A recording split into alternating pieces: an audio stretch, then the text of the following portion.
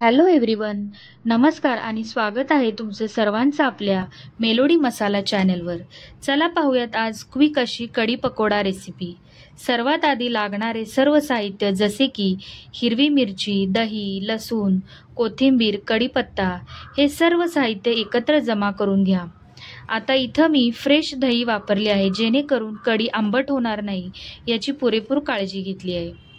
आता या दह्यामध्ये लागेल एवढे पाणी, साधारणतः मी इथे अर्धा ग्लास पाणी वापरले आहे. छान पाणी आणि दही एकत्र करून घ्या.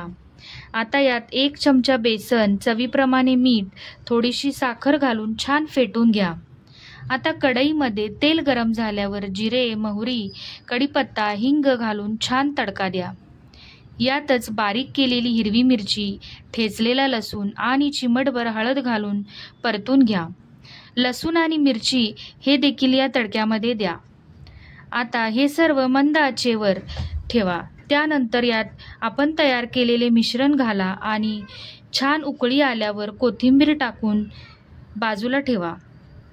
दुसरीकडे आता आपण पकोडे किंवा भजी याची तयारी करून घेऊ. याला लागणारे साहित्य जसे की बारीक केलेले कांदे, 2 हिरव्या मिरच्या, बेसन, कोथिंबीर, कढीपत्ता आणि धने, जिरे, बडीशोप आणि ओवा हे बारीक कुटून एकत्र करून घ्या.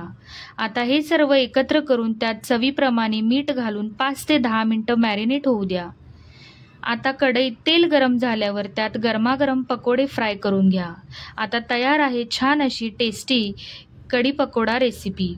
आता महत्त्वाची हेल्दी टिप्स काही आहेत, जसे की डायजेशनसाठी कढी फार उत्तम असते, वेट लॉससाठी, स्किनसाठी आणि सर्वात मोठा दह्याचा किंवा कढीचा उपयोग म्हणजे प्रोबायोटिक कंट्रोल करण्यात.